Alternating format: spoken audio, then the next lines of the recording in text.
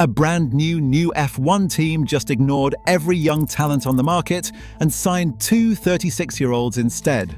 Cadillac confirmed Sergio Perez and Valtteri Bottas for their 2026 debut, and the paddock reaction has been completely divided, with some calling it a masterstroke, while others label it a missed opportunity that F1 may not recover from. What most coverage fails to mention is what Perez and Bottas actually bring that no rookie ever could, and the history of new F1 teams tells a very different story than most fans expect. Stick around because this decision makes more sense than it first appears.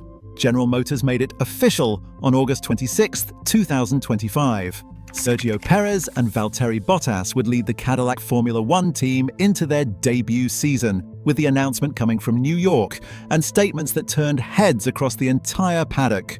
Team principal Graham Loudon called the signing a bold signal of intent. He explained that both drivers have seen it all and understand what it takes to succeed in Formula One, and more importantly, they understand what it means to help build a team from nothing. Understanding why this matters requires looking at what both drivers were doing just months before the announcement. Perez departed Red Bull on December 18th, 2024, and departed is a generous way to describe what happened. Red Bull reportedly paid around £11 million, roughly $14 million, to buy out his remaining contract, a deal that was supposed to run through 2026. His 2024 campaign had been brutal by any measure. He finished 8th in the championship with 152 points, 0 wins, 0 pole positions. Teammate Max Verstappen, meanwhile, collected 9 wins and 8 poles, finishing 285 points clear of Perez. And that gap tells the whole story. The final 8 race weekends produced just 9 points total for the Mexican driver. Bottas faced an arguably worse situation at Sauber. November 6th, 2024 brought news that the team was not keeping him for their Audi transition, with his replacement being Gabriel Bortoleto, a driver with 0 Formula One starts to his name. That final Sauber season yielded exactly 0 points for Bottas. His best result was 11th at Qatar, and after 12 seasons in Formula One, that is how his tenure ended. Two drivers coming off career lows, both in their mid-30s, and Cadillac looked at that combination and decided these were their guys. The argument favouring this pairing has nothing to do with last season's results and everything to do with accumulated career knowledge and what a startup operation actually requires. Perez and Bottas bring 527 Grand Prix starts between them, a staggering amount of experience by any measure. Perez alone has 281 starts on his record, placing him 8th on the all-time list, and he holds 2 records most fans never hear about. 190 races passed before his first win, and 219 races went by before his first pole position, both F1 records that speak to persistence rather than failure. 10 wins sit on Bottas's career ledger, alongside 67 podiums and 20 pole positions. His contributions helped Mercedes secure 5 consecutive Constructors' Championships between 2017 and 2021. He also holds the mark for most career points without a championship, with 1,797 points, a strange kind of accomplishment that demonstrates consistent high-level performance. Statistics only capture part of the picture because institutional knowledge carries real weight in this situation.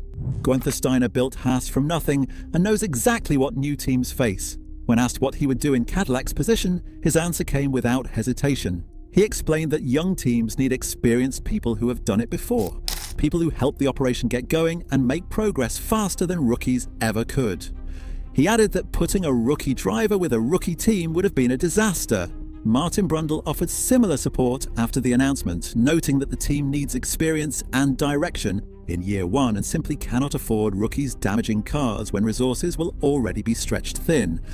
Historical precedent backs up this philosophy as well. Haas chose experienced driver Romain Grosjean for their 2016 debut specifically for these reasons, and that decision paid off immediately with 6th place in Australia and points in their very first race as a constructor.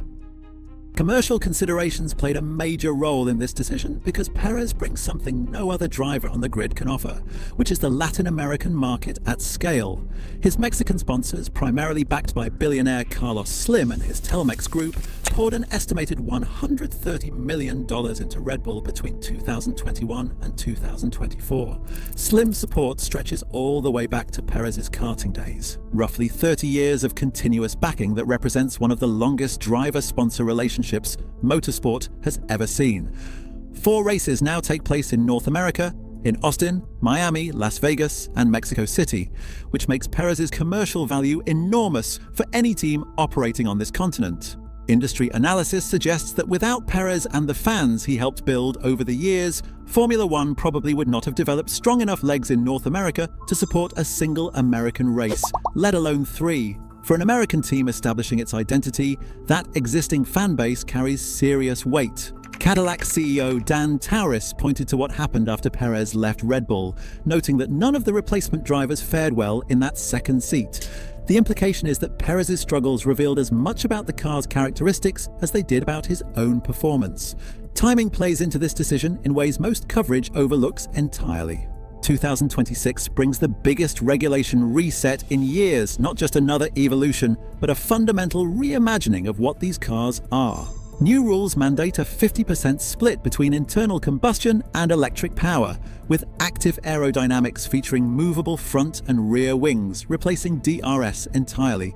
Cars will weigh 30 kilograms less, while generating around 15% less downforce, and 100% sustainable fuel becomes mandatory across the grid. Every team starts from scratch with these concepts, meaning the cars will feel fundamentally different from anything currently racing. Driver feedback during development becomes mission critical under these circumstances. Veterans excel in exactly this kind of environment. Perez has driven machinery from Sauber, McLaren, Force India, Racing Point, and Red Bull across his career, while Bottas accumulated experience at Williams, Mercedes, and the Alfa Romeo Sauber operation. That breadth of reference points matters tremendously when engineers need to understand why a car behaves unexpectedly. Loudon acknowledged this directly when discussing the signings, explaining that their leadership, feedback, and race-hardened instincts would prove essential alongside their outright speed. Not everyone bought into the experience argument, though, and the criticism follows a straightforward logic. Both drivers turned 36 in 2025, which gives Cadillac the oldest lineup anywhere on the 2026 grid by a comfortable margin.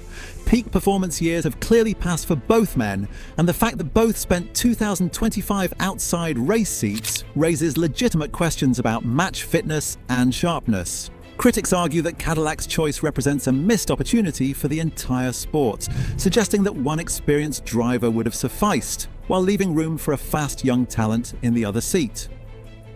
Optics create another problem for the American manufacturer.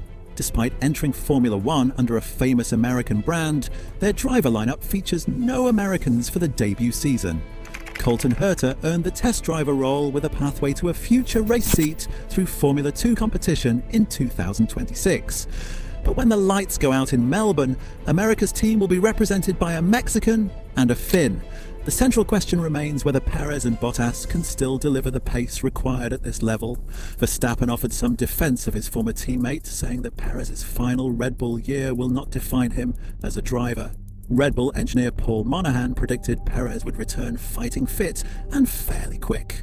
Esteban Ocon added that with their level of experience, it should not take long to get back up to speed after hundreds of races. Predictions do not equal results, though, and the real answers will not arrive until Melbourne. Context around Cadillac's situation gets lost in most driver discussions, but it matters here. This team fought for years just to exist on the grid. The FIA approved their application back in October 2023, only for Formula One management to reject the entry in January 2024, with a statement claiming it would not add value to the championship. Getting from rejection to approval required multiple shifts. Michael Andretti stepped away from his leadership role. General Motors committed to building their own power unit by 2029, and the entry fee climbed to $450 million, which works out to $45 million per existing team and more than doubles the original $200 million specified in the Concord Agreement. Total investment estimates for this entire project run around $1 billion when accounting for facilities across 4 locations in Indiana, Silverstone, Charlotte, and Michigan.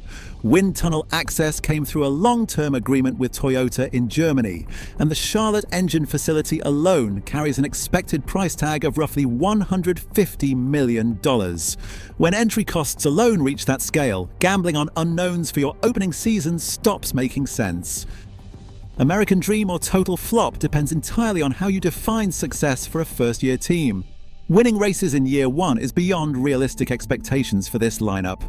Cadillac enters running Ferrari customer engines as the 11th team on a grid that has not expanded since 2016, against teams carrying decades of accumulated development knowledge. Building a foundation looks different, and surviving growing pains while putting runs on the board as infrastructure develops makes Perez and Bottas a logical choice for that mission. Bottas himself framed it clearly when signing, describing the project as a long-term vision rather than just a racing effort. He noted that chances to build something from the ground up do not come around often. Perez echoed that perspective, calling it an honor to help build a team that can develop together so that in time they will fight at the very front. Neither driver promised immediate glory with those words. They promised to help construct something capable of achieving glory later. The Australian Grand Prix in March 2026 will reveal plenty about where this project stands. It will not answer whether Cadillac can win against established operations, but whether 2 veterans the rest of the grid discarded still carry something to prove. 527 races of combined experience suggests that betting against them remains a risky proposition.